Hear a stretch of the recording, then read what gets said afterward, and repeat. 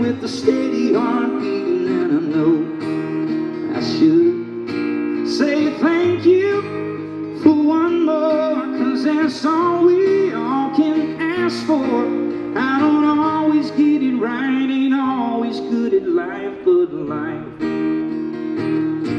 life is good.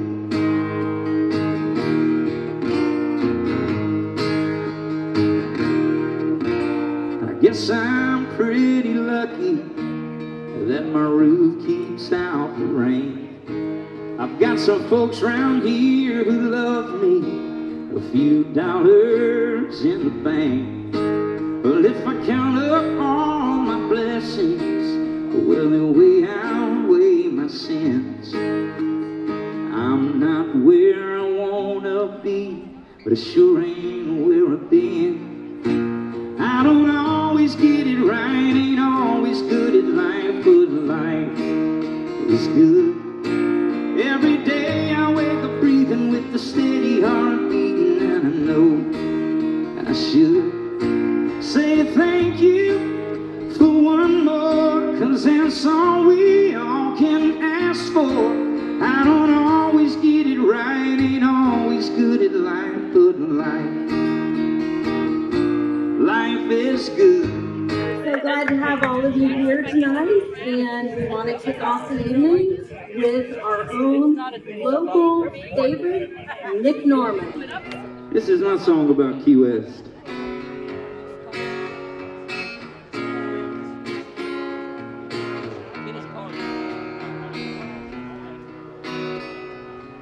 Well, good thing you ain't trying to find me. There ain't no way in hell that you'd recognize me. It's been different since you ain't been around. Yeah, I fell into a new kind of crowd. Gypsies, thieves, jokers, and me. We got everything we want and nothing we don't need. Just trying to outrun the pain with a ticket on this crazy train. Half-baked, self-made, broken down family. Can't you see? Ever since you left me, baby, it's been rock bottom, high hopers, gypsies, thieves, jokers, and me.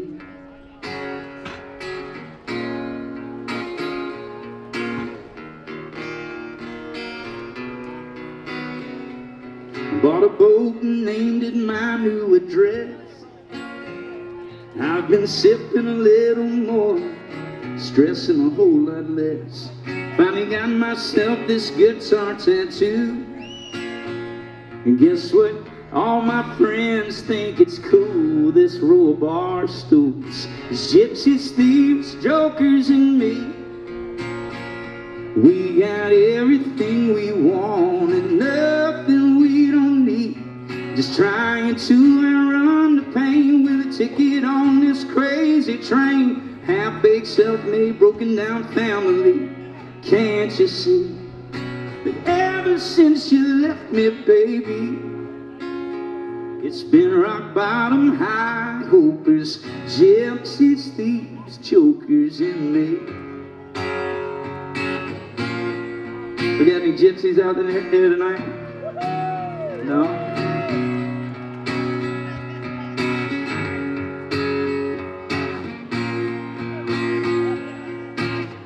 I know we got some jokers. The truth be told, a few drinks in, I start to think what could have been. Since we ain't going there again, I found a crowd that took me. Gypsies, thieves, jokers, and me. We got everything we want and nothing we don't need. Just trying to outrun the pain with a ticket on this crazy train. Half-baked, self-made, broken down family. Can't you see that ever since you left me, baby, it's been rock bottom, high hopers, gypsies, thieves, jokers. Rock bottom, high hopers, gypsies, thieves, jokers, and me.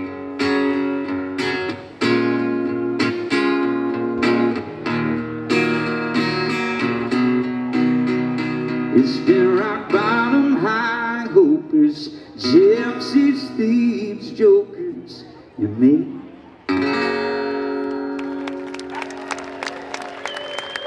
Thank you. Cheers again. So I had a record come out a couple years ago, and working on a new one right now. This song is from my last record, and it's one of my favorite tunes. And every time I sing it, it reminds me about this place right here that I've called home for 16, 17 years now. And I'm very thankful of Key West, Florida, because I got to, for a good 14 years, I played 6 to 7 to 8 shows a week. And got to hone my craft and have met a lot of good people doing it. So thank you to you guys for always supporting live music right here in Key West.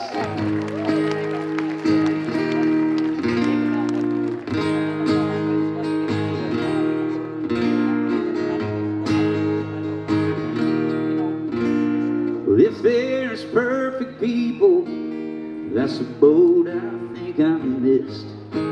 As soon as I find a straight and narrow, I swear the road throws me a twist. I guess it should be easy when there's lines to stay between.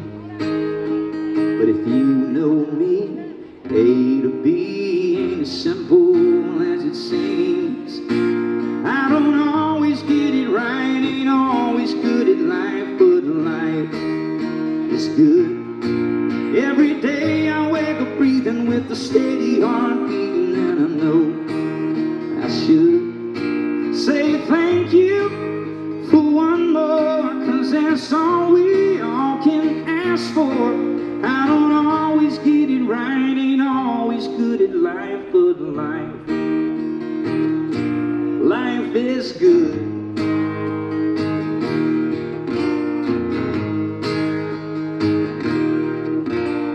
Guess I'm pretty lucky that my roof keeps out the rain.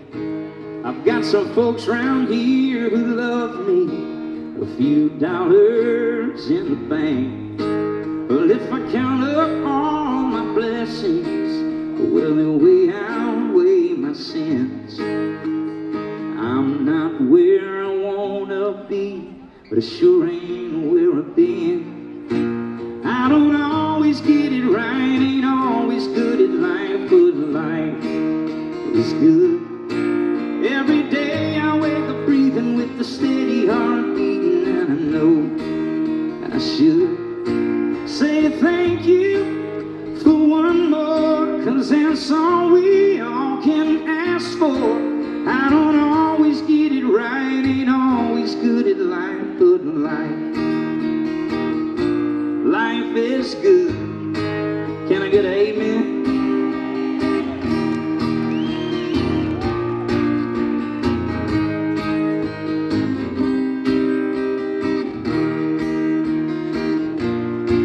Every day I wake up breathing with a steady heart beating, and I know I should say thank you for one more, 'cause that's all we all can ask for. I don't always get it right, ain't always good at life, but life. I don't always get it right, ain't always good at life, but life. Life is good, yeah.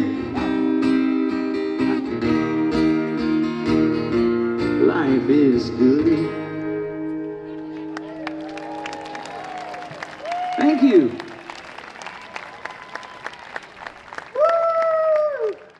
I don't always get it right, ain't always good at life, but life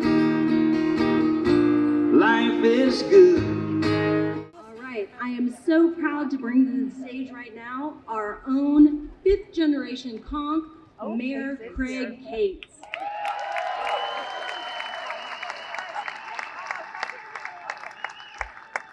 Thank you. So amazing tonight.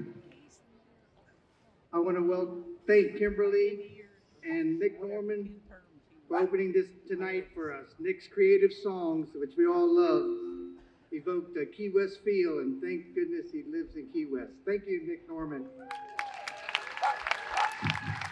All right, I'm going to read this because I got a lot to say really quick. Welcome, everybody. I'm so proud that the community has come out like this to support this event and support the 200 years of Monroe County. I'm going to talk mainly about Key West tonight, as the other commissioners will go up the district as they talk about what happens in their district. But obviously, Key West was the first municipality in the county and has the most history. Welcome to the 200-year kickoff celebration here at the beautiful Coffee Butler Amphitheater in Key West. Yes, we fought so hard for this place, didn't we? Yes, thank you. Key West has been known as many things over the years, like Cowaso, Concrete Public, Margaritaville. Starting long ago, Key West and the Keys has been a popular destination. It was popular for the Spanish to arrive at Long Island, and also for Cuban cigar makers and the freedom seekers, turtle hunters, Bahamian fishermen. It was a hideout for the pirates whose access to the islands was only by sea. For a mere $2,000 in 1821, John Symington bought Key West.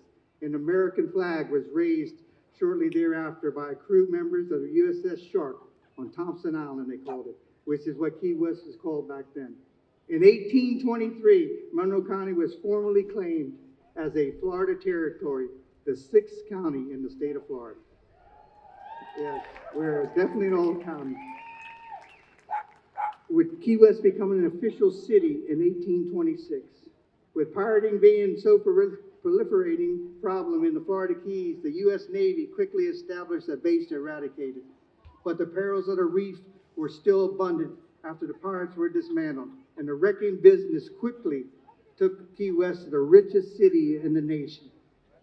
The widows' walks that dot the roofs of many of our historic houses are a testament to the wreckers of our olden days, who searched for cargo claimed by the treacherous reefs.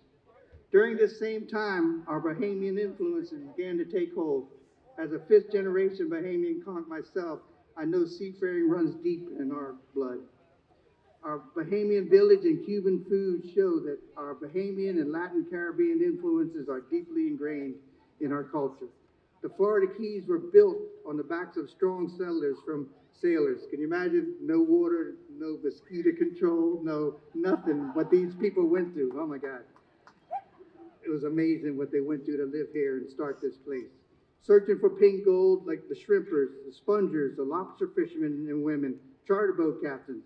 It was these industries that led the popularity of our islands from presidents and playwrights. Tourism has played a major role in our history, starting with Henry Flagler, Railroad Dream, and building the Casa Marina to bring tourists to Key West. Once the overseas highway was completed in 1938, Key West began reimagining itself an island as a tourist destination and a haven for the arts and history. Our Key West International Airport sees about 1 million passengers a year, 3 million visitors to Key West, and 5 million to the Keys, over 5 million throughout the Keys, indicating it is amazing. So that's why traffic's a little bad sometimes. But we can understand that. But the Key, indicating that the Keys continues to be a popular destination for pleasure seekers, eco-lovers, history buffs, and the musically inclined. The southernmost city was so popular that Presidents Taft, Truman, Eisenhower, Kennedy, Carter, and Clinton all visited.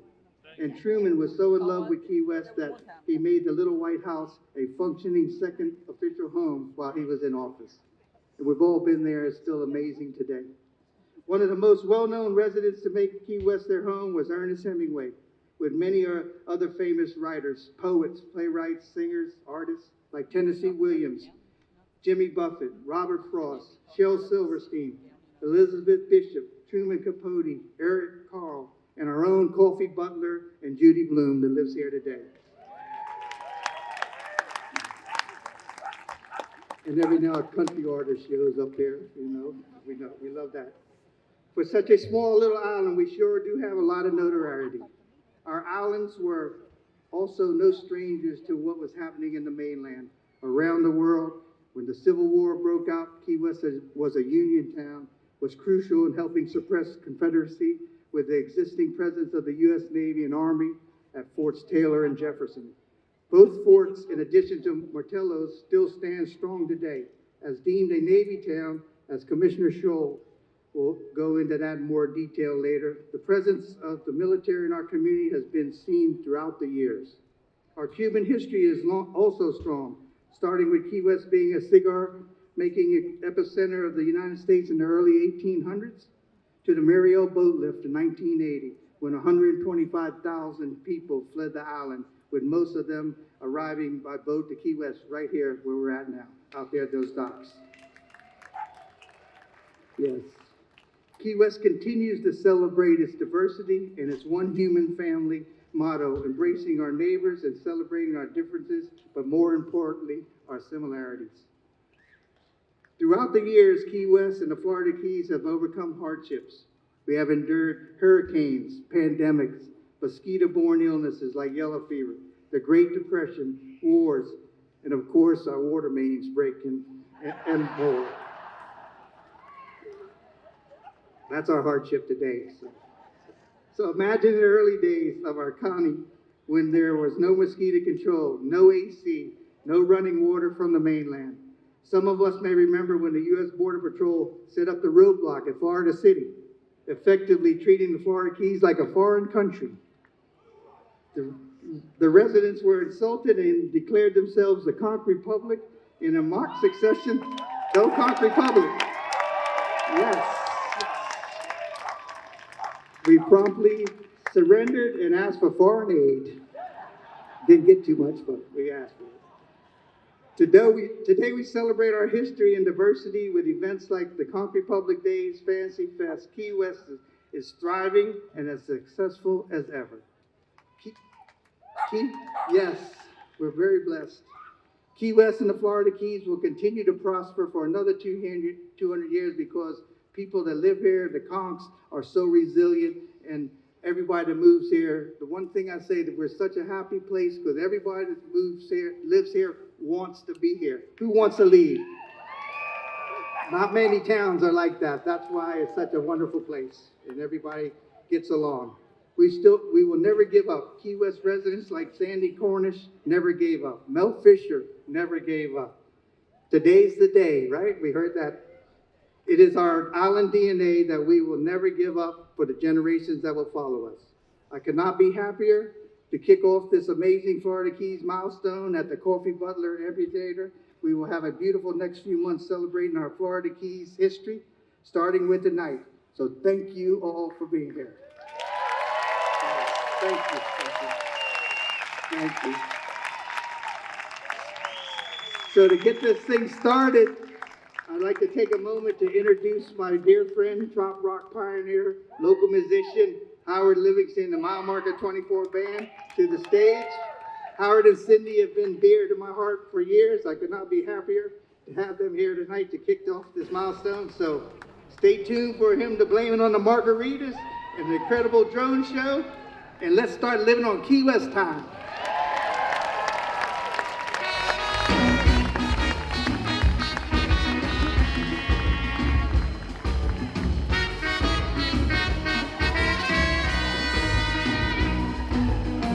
Can you imagine Ponce de Leon when he laid eyes on paradise he stumbled on, searching for that fountain to keep from turning gray? I think I might have found it. I'm feeling younger every day. Oh, there's still a lot of magic in Key West. Let me tell you, man, it's as good as it gets. When you first arrive to take away your breath, sunset, there's still a lot of magic in Key West.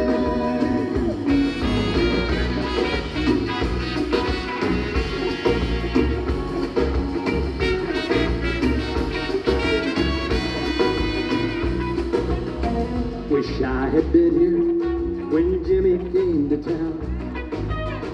He and Jerry Jeff, a couple six strings of brand new sound, strumming on a bar stool with tips and a cold beer. Walk down any street today, that's exactly what you'll hear. Cause there's still a lot of magic in Key West. Let me tell you, man, it's as good as it gets. From your first arrival to take away your breath, sunset, there's still a lot of magic in Key West. Yeah!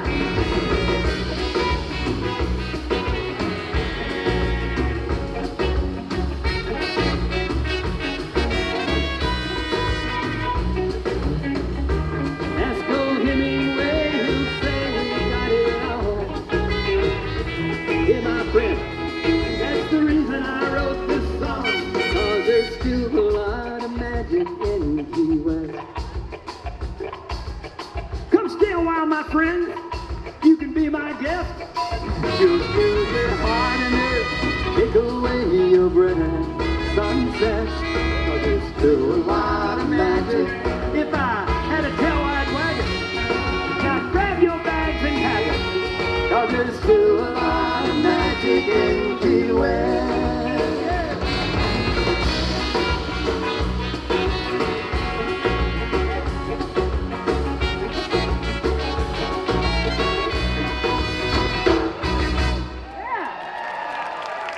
How's everybody doing this incredible evening? Woo! I don't always get it right, ain't always good at life, but life is good. So, one of the things I love most about Key West is we are a proud military family and a proud military town. If you are a military vet or a military active duty, stand up and let us acknowledge you, please.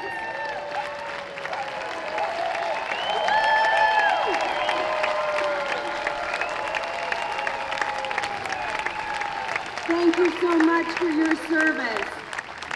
And so, as the very proud daughter of a former military helicopter pilot who did special services, I am so proud to announce our next commissioner, who was commander of our Naval Air Station, Key West, also your manager for Key West, and now, thank goodness, our commissioner, Jim Scholl. Thank you so much.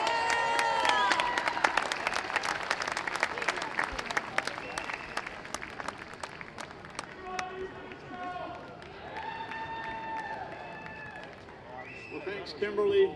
Welcome, everybody. Great evening in Key West. And as Kimberly mentioned, my first job down here was the commanding officer of the fine Navy base here. So I'm a part of the Navy history, which is probably why she asked me to do this. So on March 25th of 1822, Naval Officer Matthew C. Perry sailed his schooner Shark into Key West and planted the U.S. flag, claiming the Keys as United States property. A naval base would be established a year later at what is now Mallory Square, right over here. Piracy in the Caribbean prompted President Monroe to authorize the establishment of an anti-pirate fleet, and that happened on December 20th of 1822. And then Secretary of the Navy Smith Thompson appointed Captain David Porter to command a fleet for suppression of piracy. Porter organized his command and set out for Key West. His ships were referred to as the Mosquito Fleet due to their small and shallow drafted vessels. It allowed them to easily maneuver over the shallow areas and reefs in the Keys. He arrived here in April of 1823, so no kidding, 200 years ago this month is when the Mosquito Fleet arrived here with 1,100 men and several ships to patrol the areas of the Caribbean and the waters of the Gulf of Mexico, striking at pirates and escorting American ships. With the start of the Civil War, the Navy organized a blockade squadron in Key West. Dozens of Navy ships patrolled from here to prevent the import of Confederate war supplies from overseas ports. Army troops assigned to Fort Zachary Taylor also boarded Navy transport ships and launched attacks into South Florida to cut off Confederate supply lines. Key West was the lone southern port that did not fall under Confederate control throughout the war. The Union's strategic hold on Key West is said to have shortened the war by several years due to the South's inability to maintain open supply lines. The Key West Naval Base expanded more during the Spanish-American War. In 1898, the battleship Maine sailed from Key West to Havana, Cuba, where it sank due to an onboard explosion. The sinking of the Maine contributed to the United States declaration of war on Spain, and the entire U.S. Atlantic Fleet moved to Key West for the duration. World War I brought greater expansion to the Navy footprint in Key West. Year-round ideal weather for training and the island's strategic location led to the establishment of the Navy submarine base right behind y'all here at Truman Annex. The nation's southernmost Navy base also proved to be an ideal training facility for the Navy's fledgling aviation force. Naval Air Station Key West was established on July 13, 1917 on what is now Trumbo Point, over that direction. On September 22nd of that year, a flight of a Curtiss N-9 seaplane flown by Coast Guard Lieutenant Stanley Parker launched from the base. Lieutenant Parker of the United States Coast Guard became the first commanding officer of Naval Air Station Key West. Jason. Following World War I, a small Navy force maintained a radio wireless station at the Naval Station in Truman Annex, and the remaining facilities were used only occasionally from 1920 to 1930. The German submarine menace in nearby waters began to revive Navy operations in the Keys during the late 1930s. Seaplanes operating from Trumbo Point led to a full reactivation of Naval Air Station Key West in December of 1940. Other satellite facilities were established in the local area to support the war effort. Meacham Field, which is now Key West International Airport, was used to support blimps flying anti-submarine patrols, and Monroe County provided a seldom-used county airport on Boca Chica Key for Army fixed-wing flight operations. Boca Chica Field was eventually transferred to the Navy and became part of Naval Air Station Key West. Naval Station Key West, which was all down here and some of the buildings are still here, was reactivated, and the Navy established a sonar school at Truman Annex, behind us over here, by the end of the war. And Key West was home port for submarines, destroyers, and aircraft squadrons. After the war ended, NAS Key West was retained as a training facility. The air station's strategic location proved vital during the 1962 Cuban Missile Crisis. Reconnaissance operations flight started on October 22, 1962, in support of the Cuban blockade. President John F. Kennedy visited NAS Key West afterwards to thank the service members and their families for the contributions during the crisis. Naval presence in Key West again was reduced in the 70s with the closure of the naval station and the eventual sale of that property to local developers. However, the superior year-round flying weather and strategic location of the southernmost air station was not overlooked. Despite rumors of closure, Naval Air Station Key West remained open and evolved into a state-of-the-art training facility for fighter aircraft air-to-air combat training for every military service. The base also supports many complex military, multifaceted training, operational, test and evaluation, and homeland security missions conducted by Joint Interagency Task Force South, the United States Coast Guard, United States Army Special Forces Underwater Operations School, and the Atlantic Targets and Marine Operations Facility. With 250,000 transient personnel coming here every year to train, it's a very important strategic location, and the Key West Naval Facility will continue to be an important contributor to Florida Keys history. So thank you all for the opportunity to speak to you tonight. And go Navy!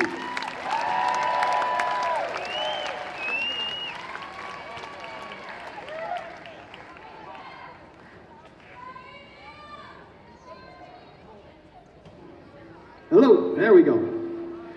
Give it up for Jim Show, everybody.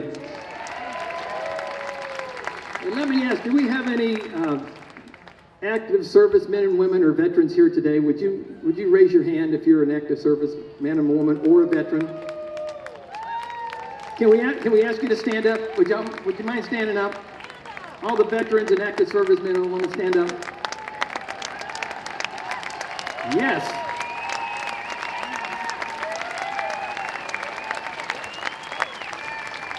You know, I say this every time I can get in front of a microphone, and that is, freedom is not free. It never has been, and never will be. And everyone who just stood up, let's us do what we do tonight. So thank you. The heroes, give it up for them. This song is dedicated to you.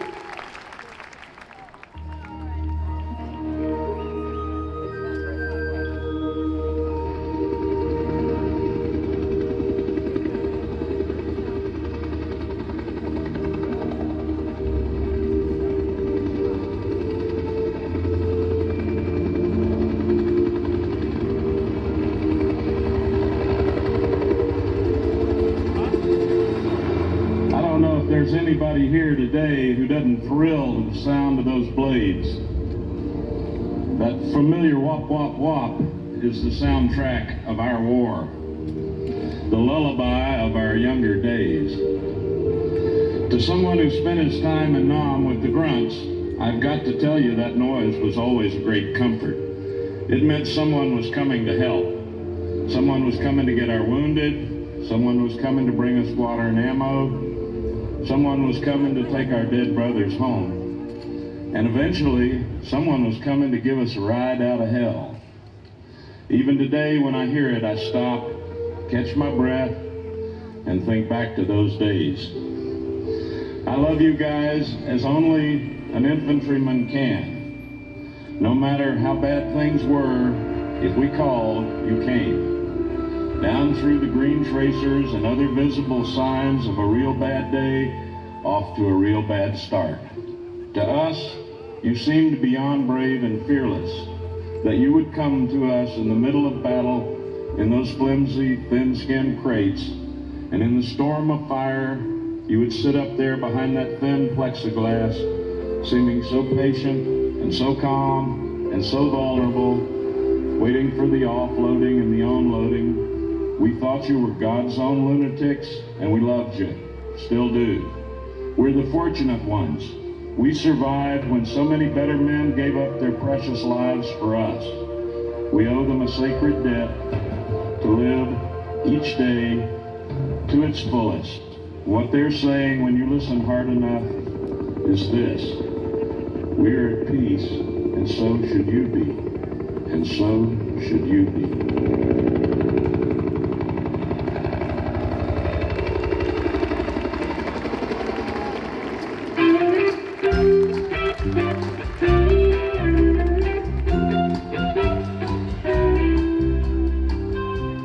Served his country and fought for us for over 30 years. Sometimes he thinks about the friends he lost, and he always sheds a tear. These days you won't find him in Iraq or Afghanistan. He's somewhere in the island with a six-pack and a tan. He's got a whole new attitude, walking on a beach somewhere. Straw hat and a bathing suit, the only thing he'll wear. Cold beer and a fishing pole, his new battle plan. He's somewhere in the islands with a six-pack and a tan.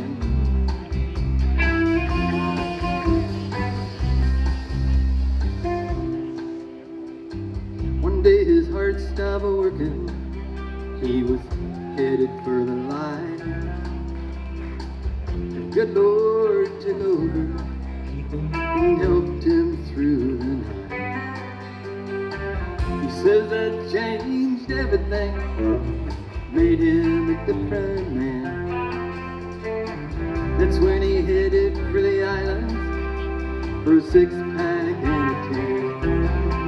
He's got a whole new attitude, walking on a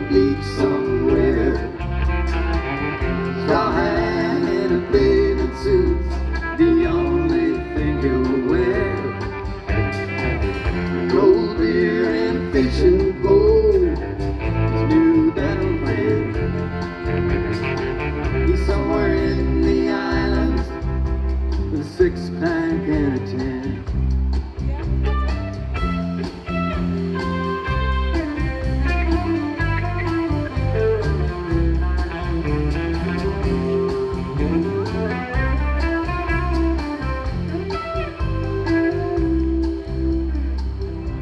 He loves his country, always salutes the flag. He's proud of what he's done, you'll never hear him brag. If you happen to see him, thank him and shake his hand. You'll find him down in the island with a six-pack and a 10. He's got a whole new attitude, walking on the beach somewhere. Tall hat and a bathing suit, the only thing he'll wear. Cold beer and a fishing pole, his new battle plan. He's somewhere in the islands with a six-pack and a 10. You find him down in the islands with a six-pack and a 10.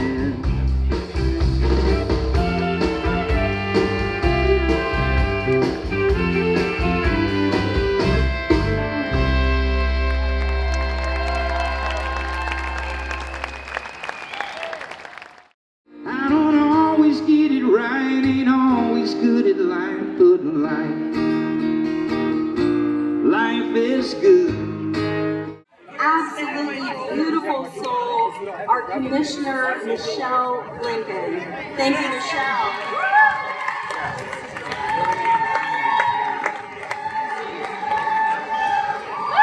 All right.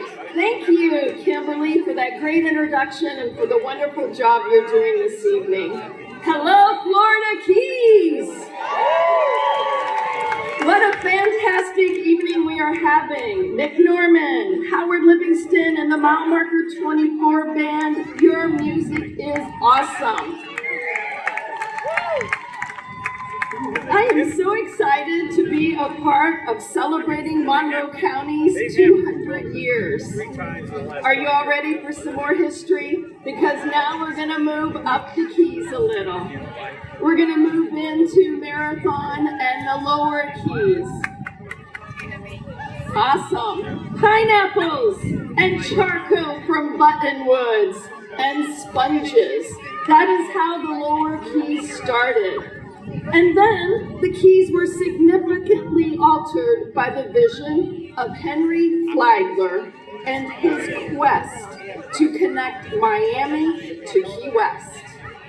As you can see by the pictures flashing behind me, the middle and lower Keys play an important role in Monroe County's history, including the building of, as many would call it, the eighth wonder of the world, the 7-Mile Bridge.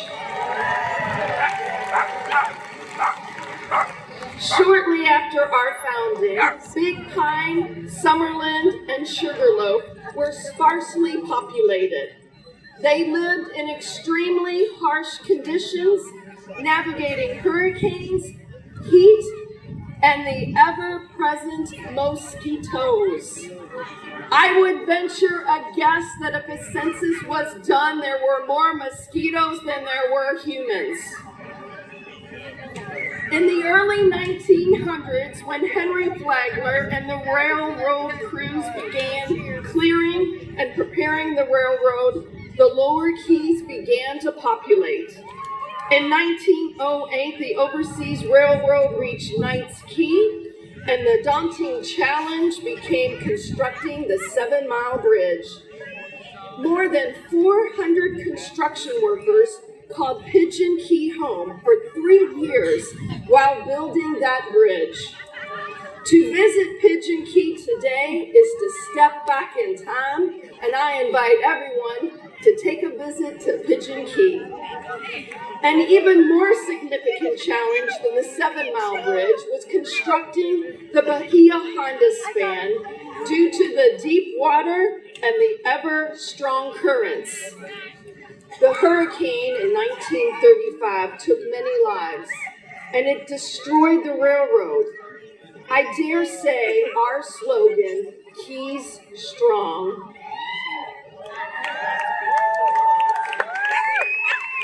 yeah, I dare say it got its name and we got our roots from the 1935 hurricane as the remaining residents rebuilt our islands. The overseas highway was built by modifying the rail beds and bridges for automobile use. Just 3 years after the hurricane, a grand opening ceremony was held in March of 1938 on the span over Pigeon Key.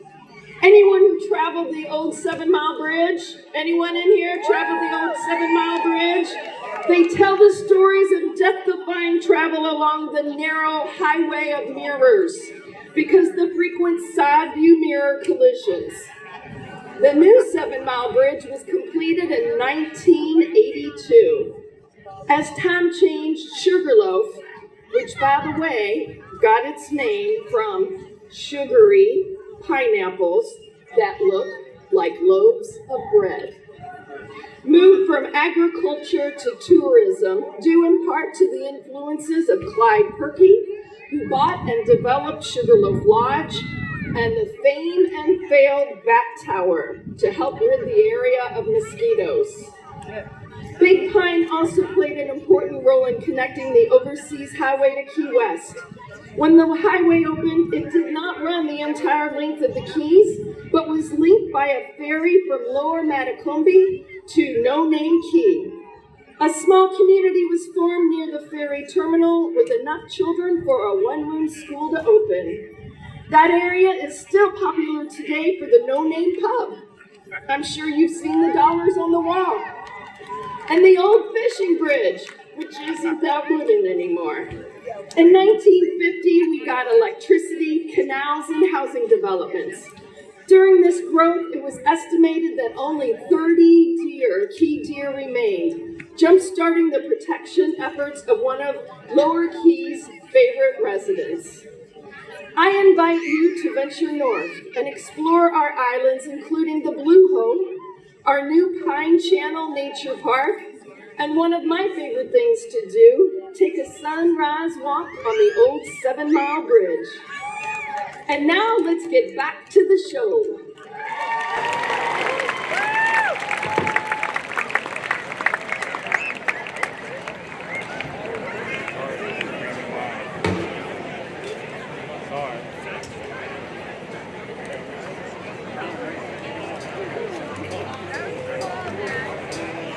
Give it up for Michelle, everybody.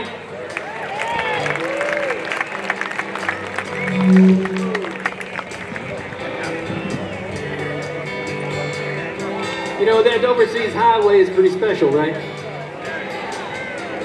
There's one part of it is probably my favorite part. And that's the bridge you first come over from Miami.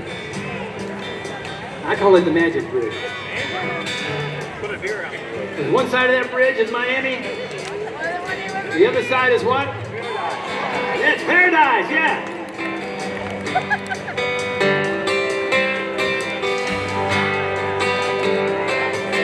There's a two-lane bridge to the edge of the world where the sky opens up, but it turns turquoise blue.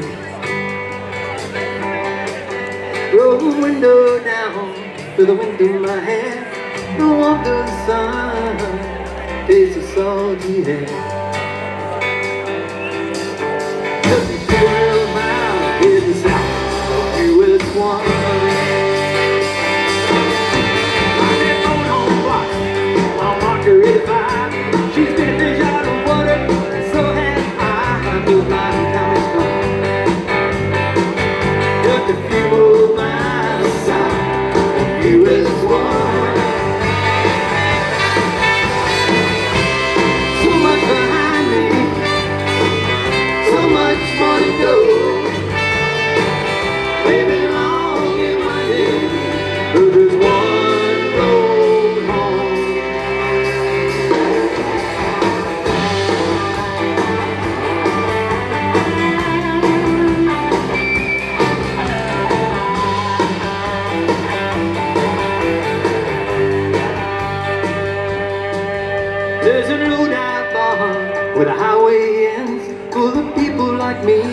starting over again, we're forever young.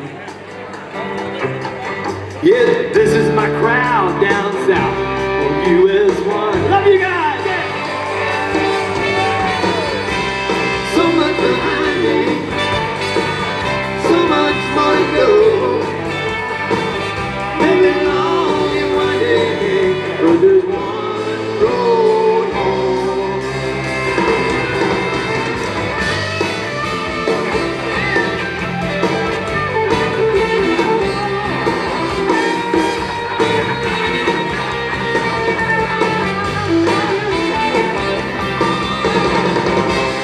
So much behind me, so much more to go. Maybe long and winding, but there's one road home. There's just one road home.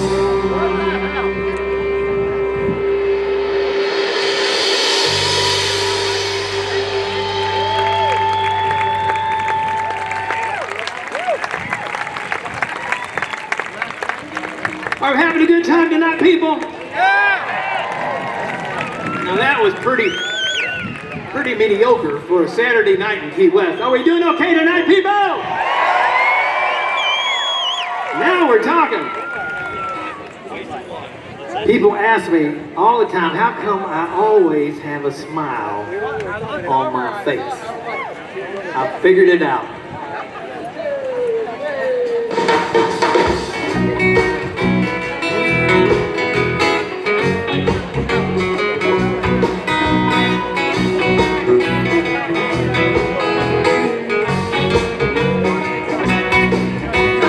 People say, hey Howie, how come you always grin? You've been smoking that wacky tobacco, you've been sipping the gin. I said, no, no, no, no, no, it's not that way. There's an explanation for the situation, and here's what I say. I'm living on an island. Yeah, help me out. Every day, my friends come over. We go out and play. Some people die grow up. That's not for me. The reason I'm smiling. Help me out.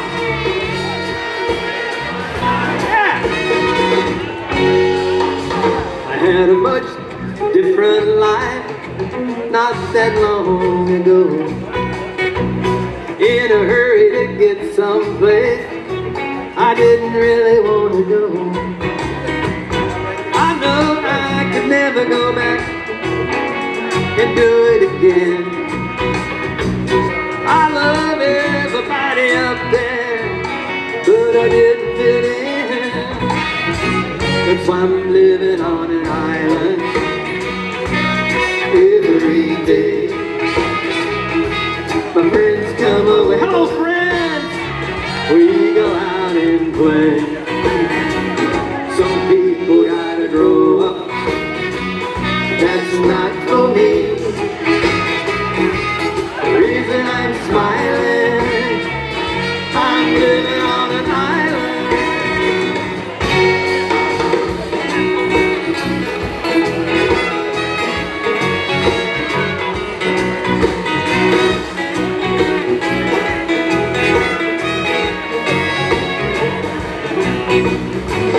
Now my day starts out with coffee down by the sea.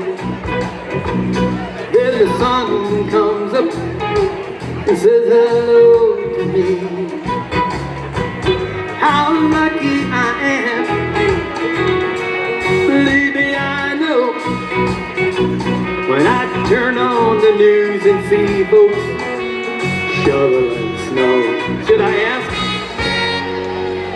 We're going to ask right now, how many people have shoveled snow in the last year? Raise your hand and scream. Whoa. Let me hear you again. How many people did not shovel snow in the last year? That's why we're living on an island every day. My friends come over, we go out and play. Some people gotta grow up, that's not for me. The reason I'm smiling, come here, I'm living on an island, yeah.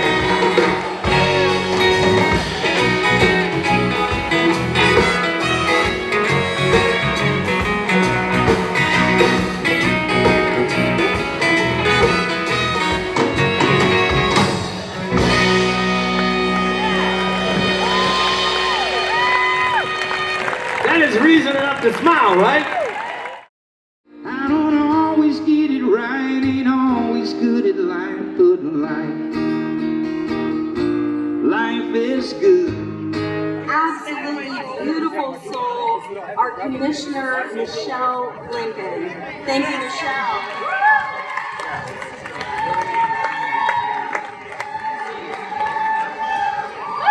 All right. Thank you, Kimberly, for that great introduction and for the wonderful job you're doing this evening. Hello, Florida Keys! What a fantastic evening we are having. Nick Norman, Howard Livingston, and the Mile Marker 24 Band. Your music is awesome. I am so excited to be a part of celebrating Monroe County's 200 years. Are you all ready for some more history? Because now we're going to move up the Keys a little. We're going to move into Marathon and the lower Keys. Awesome. Pineapples and charcoal from buttonwoods and sponges. That is how the lower Keys started. And then the Keys were significantly altered by the vision of Henry Flagler and his quest to connect Miami to Key West. As you can see by the pictures flashing behind me, the middle and lower Keys play an important role in Monroe County's history, including the building of, as many would call it, the eighth wonder of the world, the 7-mile bridge. Shortly after our founding, Big Pine, Summerland, and Sugarloaf were sparsely populated. They lived in extremely harsh conditions, navigating hurricanes, heat, and the ever-present mosquitoes. I would venture a guess that if a census was done, there were more mosquitoes than there were humans. In the early 1900s, when Henry Flagler and the railroad crews began clearing and preparing the railroad, the lower Keys began to populate. In 1908, the Overseas Railroad reached Knights Key, and the daunting challenge became constructing the 7-mile bridge. More than 400 construction workers called Pigeon Key home for 3 years while building that bridge. To visit Pigeon Key today is to step back in time, and I invite everyone to take a visit to Pigeon Key. An even more significant challenge than the 7-mile bridge was constructing the Bahia Honda span due to the deep water and the ever-strong currents. The hurricane in 1935 took many lives, and it destroyed the railroad. I dare say our slogan, Keys Strong.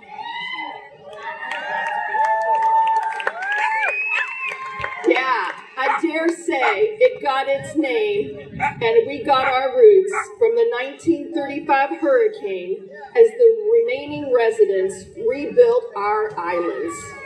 The Overseas Highway was built by modifying the rail beds and bridges for automobile use. Just 3 years after the hurricane, a grand opening ceremony was held in March of 1938. on the span over Pigeon Key. Anyone who traveled the old 7 Mile Bridge? Anyone in here traveled the old 7 Mile Bridge?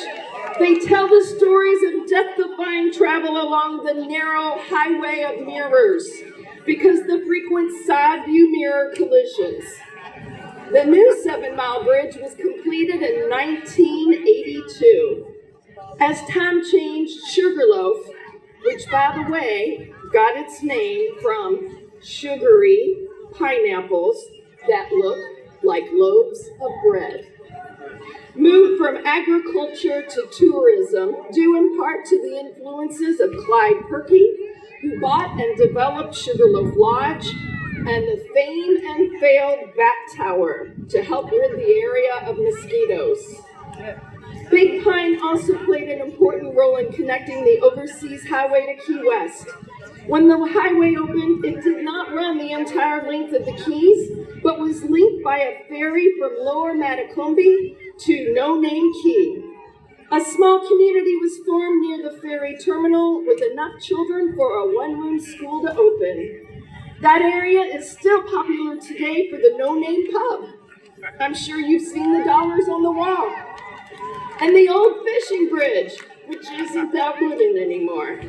In 1950, we got electricity, canals, and housing developments.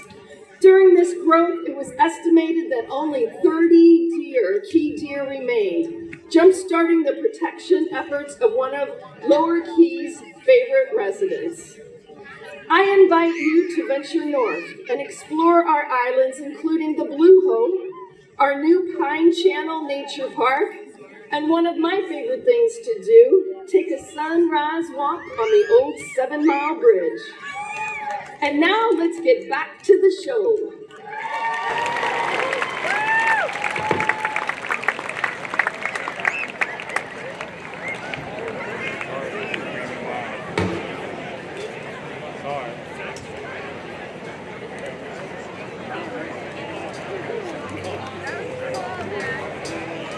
Give it up for Michelle, everybody.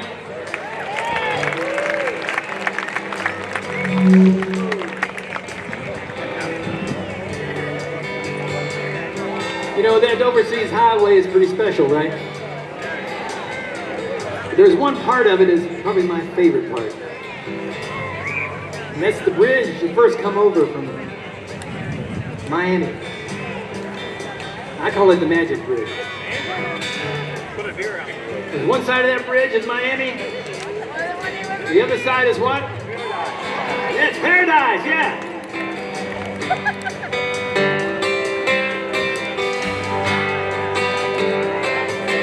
There's a 2-lane bridge to the edge of the world where the sky opens up, but it turns turquoise blue. Roll the window down to the window my hand. The warmth of the sun, taste of salty air. Just a 12 miles in the south of US 1. My dad's going home blocks on Margarita 5. She's been a fish out of water, so have I. Both my time is gone. Just a few more miles south of US 1.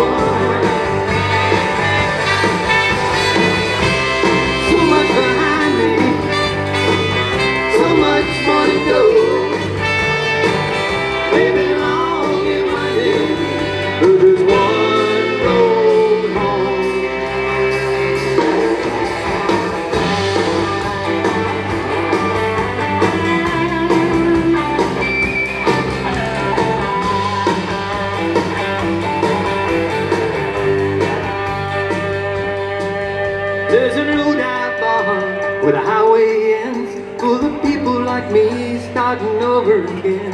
We're forever young. Yeah, this is my crowd down south on US 1. Love you guys! Yeah. So much behind me, so much more to go. Maybe long and winding, but there's one road home.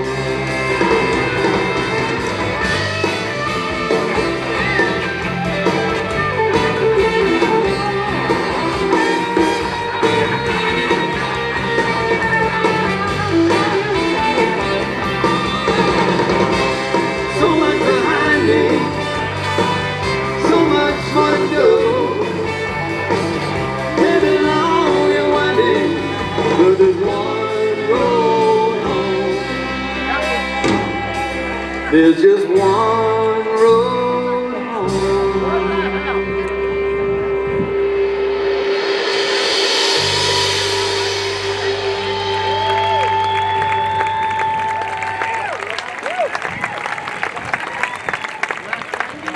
Are we having a good time tonight, people? Now that was pretty mediocre for a Saturday night in Key West. Are we doing okay tonight, people? Now we're talking. People ask me all the time, how come I always have a smile on my face? I figured it out.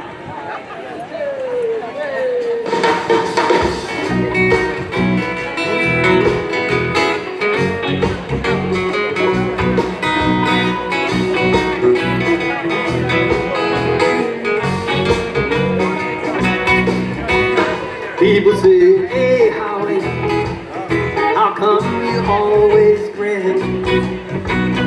You've been smoking that wacky tobacco, you've been sipping the gin. I say no, it's not that way. There's an explanation for the situation, and here's what I say. I'm living on an island. Yeah, help me out. Every day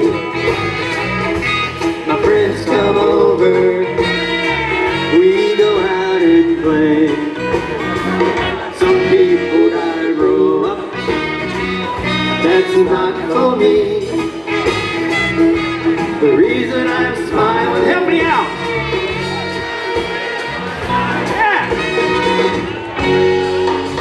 I had a much different life not that long ago.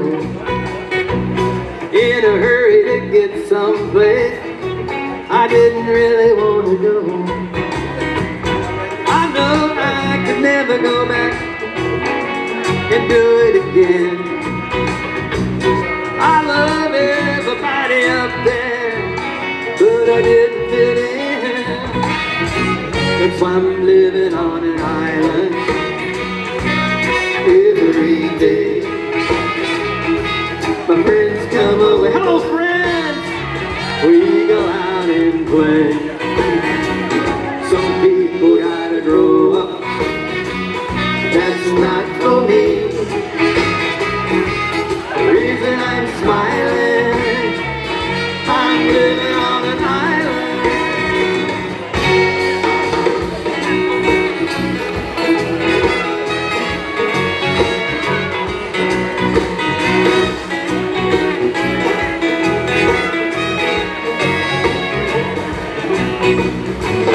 Now my day starts out with coffee down by the sea.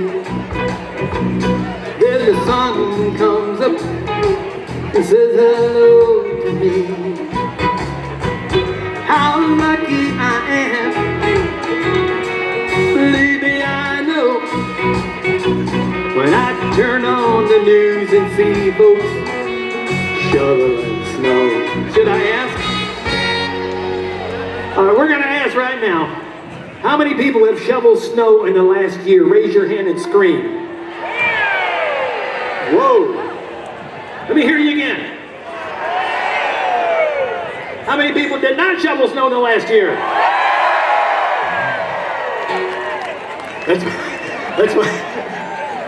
That's why we're living on an island every day. My friends come over, we go out and play. Some people gotta grow up, that's not for me. The reason I'm smiling, help me out, I'm living on an island,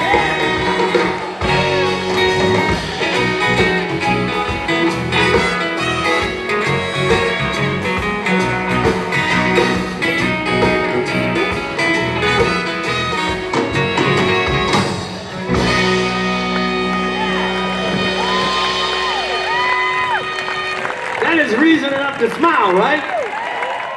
I don't always get it right, ain't always good at life, but is good.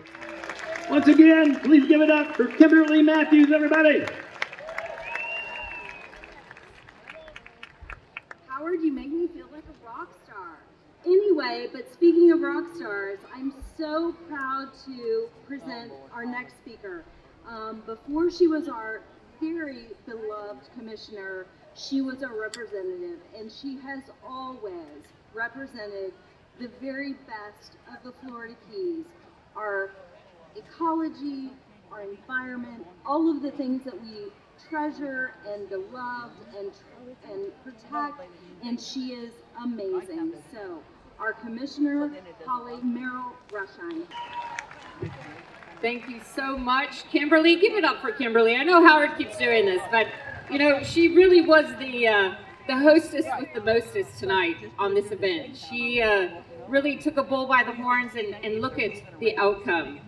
And I want to know, what does it take to get to be a maraca shaker for Howard Livingston? I mean, let's talk about that. You're hired. Do we have a maraca? Okay.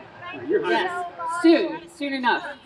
So I have the honor of talking about the Upper Keys, a brief history of the Upper Keys. Knowing that we're in Key West, we talked about the Lower Keys, the Middle Keys, now we're going to talk about the Upper Keys. When was the last time any of y'all have been to Key Largo in the last month? Give me a show of hands. Okay, more than I thought, but not as many. So just bear with me while we walk through a timeline of the beautiful Upper Keys. Hey, Ron Saunders, how are you? Former boss man extraordinaire over there. Conk, and unfortunately a Florida Gator ×2. So, go Knowles. Key Largo, you might be surprised, is the largest of the Florida Keys, and its size prompted the Spanish to call it Cayo Largo. The Spanish never actually occupied Key Largo, but their ships wrecked for shore on its reefs. It was the reefs and the wrecks that first drew people to the area. In the 1700s, Bahamian wreckers stationed themselves in various places along Key Largo to assist, very similar to Key West, and salvage, quote, quote, salvage, those who ran onto the reef. In 1826, after Key Largo came under U.S. control, the light ship Caesar was stationed at Carey's Force Reef. Has anybody dove Carey's Force lately? All right, it's still beautiful. And it was the first regular American presence in the area. Tavernier Key was a haven, I'll say for wreckers, and you can use your imagination. In 1852, the Carey's Force Reef Lighthouse was erected to warn mariners of the hazardous reef. Wrecking, unfortunately, began to decline. In the 1860s, settlers came to Key Largo. Captain Benjamin Baker, a wrecker from Key West, began raising, Michelle, pineapples. Around 1880, Samuel Johnson, a Bahamian like our mayor, where'd our mayor go? He's skipping out on me. Craig, where are you? Come on, I'm speaking. And his family established a settlement named Planter, maybe Plantation Key, near today's Tavernier. The community grew, and 10 years later it boasted a church, a school, a small store, and of course, a post office. Other small settlements were established across the island, generally based on extended families of Bahamian immigrants. Y'all might know some of them. Here we go. These families had the names of Russell, Pender, Lowe, and Alberry. In the 1890s, the first plans for an overseas railroad were brewing, and business tycoon Henry Flagler began buying land throughout the Keys. Construction, I know this has been mentioned a lot, and there's probably really sad scenes behind me right now, but look right here, not sad.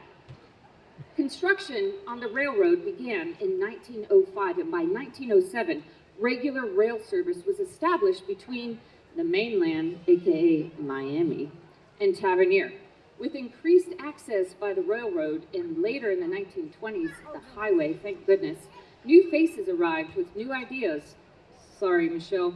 Pineapple farming began to fade, and was largely replaced by lime groves. Railroad records show that in the 1920s, a depot called Jewfish, sorry for everybody out there, was named Key Largo, giving the small but growing community a name that would last. Charles and Lillian Sexton, you might notice that or remember that name, arrived in 1921 and operated a hotel, a store, and of course, the post office. They also began clearing land when you could still do that, not really legally or illegally, we're not sure, and dredging canals for Key Largo's first housing development called Sexton Cove. With the opening of the Overseas Highway and the Florida land boom of the 1920s, acreage was becoming more valuable as real estate than farmland, unfortunately, and lime groves. Card Sound Road. When was the last time everybody was on Card Sound Road? We love that. We love that bridge. Was opened in 1927, which improved accessibility to North Key Largo. Unfortunately, and I know these scenes have been flashing behind me, unfortunately, the 1935 hurricane ended the railroad and destroyed much of Tavernier. The Key Largo post office, man, lots about the post office here, was closed and transferred to Rock Harbor. Y'all have seen the sign. With this, plus the Great Depression, Key Largo was in limbo. But the allure of the island remained, and with improvements to the Overseas Highway completed in 1938, the people came. That year, Miami Beach developer Carl Fisher, has anybody ever heard of Fisher Island, where all the flashy, swanky Miami folks live? Began building a getaway for fishermen called the Caribbean Club. Who's had a drink at the crib? Woo! All right. And then again, we have to mention this. The grand old Harry Harris built the popular Harry's Place in Tavernier, 1939. It was during this time of growth that Morris Baker purchased a fishing camp at the northern extreme of Key Largo. He began improvements, that's an understatement, which soon turned the camp into a community called the Ocean Reef Club. As development increased, the need for preservation of the natural environment was recognized in 1947, and Everglades National Park was established, and it includes much of Florida Bay and virtually all of mainland Monroe, and all of the 11 people that actually live on Loop Road. In 1960, John Pennekamp Coral Reef State Park was dedicated. It was the first underwater park of any type, and it put Key Largo on the map as one of the world's premier diving destinations. And 5 years later, the Christ of the Abyss statue was installed in the park, becoming an icon, I know that's been behind me, of diving. In 1961, Key Largo technically became 2 islands when the cut was completed. Those that live south of the cut like to call people north of the cut South Dade folks. In 1980, Crocodile Lake National Wildlife Refuge was established. In 1990, to further protect the reef, President George W. Bush signed into law the bill establishing the Florida Keys National Marine Sanctuary. And lastly, my friends, in 2002, the 500-foot, we talked about the Vandenberg, thank you by the way, Howard, the ex-Navy Go Jim vessel Spiegel Grove was sunk at Dixie Shoal, further cementing Key Largo's standing as a dive destination. That, my friends, is a brief history of the Upper Keys. And it is my honor, my absolute honor, to introduce Allison Deleschmidt from Moat Marine Laboratory. And my friend, she's got a wonderful, wonderful announcement that is so fitting for our bicentennial. Allison? Thank you, Holly. I'm Allison from Moat Marine Laboratory, and Moat is an independent marine science nonprofit that has been serving and working in the Keys for the last 30 years. And we've been doing a lot of coral reef research and restoration. And I'm honored to be able to come and tell you tonight that we just outplanted our 200,000th coral fragment to Florida's coral reef, our crown jewel, and we dedicated that 200,000th coral to the bicentennial, and to all of our commissioners. We dedicate it to you. We dedicate it to our Tourism Development Council, We dedicate it to everyone that has done so much for this county. And Holly, it would not have been possible without you in the legislature, so thank you for all that you've done for Moat. We'll have one of these for all of our commissioners. And now, back to Howard. I'm sure she did. Give it up for Holly, everybody. Okay, this next song kind of goes along with what Holly was talking about. This is my anti-hurricane song. And I wrote this song in the middle of Hurricane Wilma. And then every time we'd have a storm coming our way and we'd be in the cone, I'd sing this. And cone would shift. And I don't know if it had anything to do with that song, but I kept doing it and I'm going to keep doing it, if you don't mind. So this is our Don't Come to the Keys anti-hurricane song.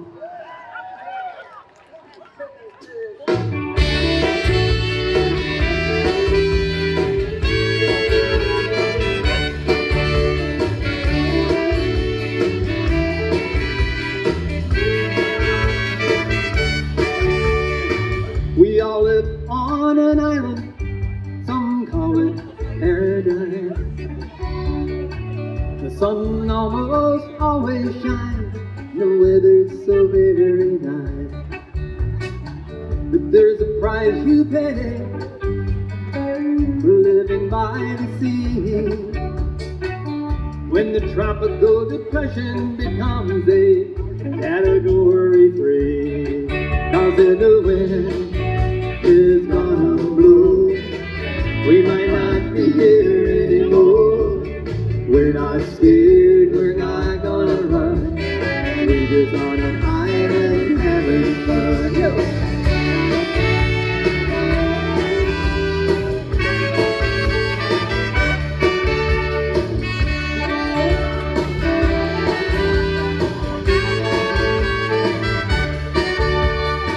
Authorities have decided it's time to evacuate. But we've all been partying and now it's much too late. The TV stations come down to see what's wrong with this island community. The hurricane is on its way and all we do is sing and play. We say the wind is gonna blow, we might not be here anymore. We're not scared, we're not gonna run. We're just on an island having fun. Yeah.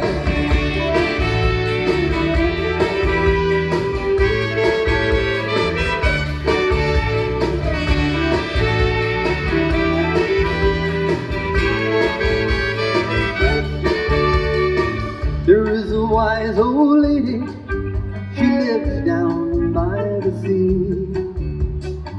She had some words of wisdom, here's what she said to me. If there's someone you love and you wanna hold them tight, don't wait to tell them you better love them tonight.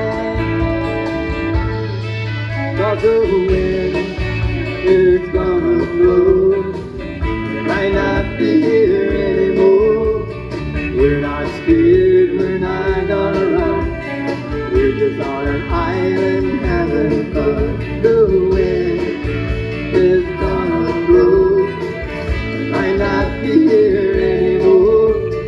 We're not scared, we're not gonna run. We're just on an island having fun. Are we having fun on this island, people? Yeah!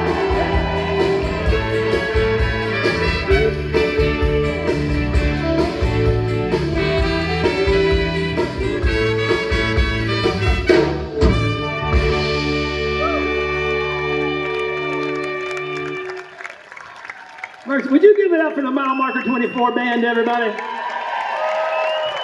These guys are incredible, yeah, and I'm so honored to play with them. Let me just introduce everybody. Over on guitar, Alphonse, everybody, with color-coordinated guitar and shoes. Rick Cleaver on the bass. Hal Howland back on the drums. Mark Rose on the saxophone. Hulbert Gagliardini on the trumpet. And Randy DeRutter running our videos over here. And bringing us cocktails. You can't see us drinking, but we are. You know, I was watching the television one night, and, you know, I have a problem with cable. Not getting cable, but there's too many channels. And I'll sit there for an hour thinking the next one is the one I want to watch. And I was doing that, and I came across a fortune teller. And she was saying, you know, I don't know exactly how the technology worked, but she was telling people, you know, put your hand on the TV or something like that. And basically, she said, you know, we're all going to come back again, and we get to pick how we're going to come back. So I figured out how I want to come back.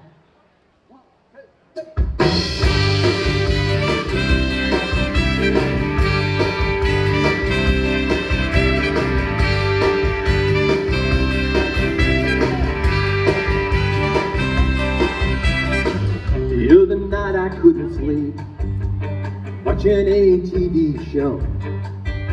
The psychic lady was on the air, said she was in the know. We're gonna have another life. She said that it's a fact, but you gotta decide how you coming back. Then I started thinking, my head had started to spin. Who would I wanna be if we get to do it again? I'd wanna live by the ocean and watch the tide roll in. And the very next morning, I wanna watch it all over again. If there is a life after this, and who knows, there might be. I wouldn't wanna come back as anybody else. I wanna come back as me.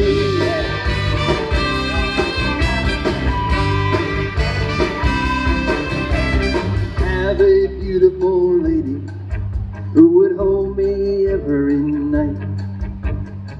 She'd look a lot like Cinderella. She'd tell me everything's alright. My friends and I would travel all across the land. We'd party every night. We'd start a trumpet rock band. And I'd live by the ocean and watch the tide roll in. And the very next morning, I'm gonna watch it all over again.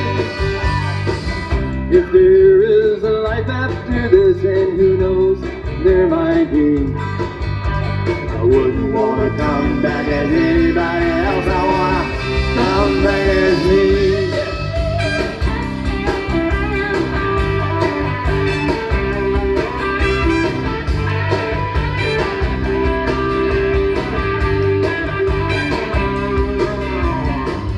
Wouldn't wanna be president.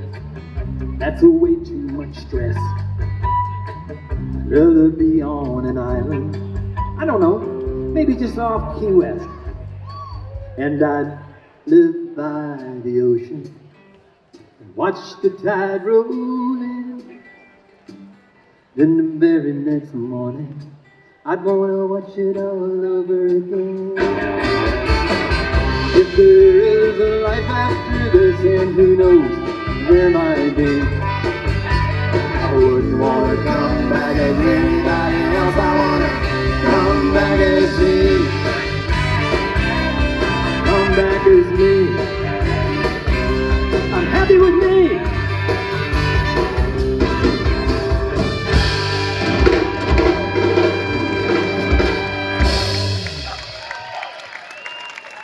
Who wants to come back and do this again?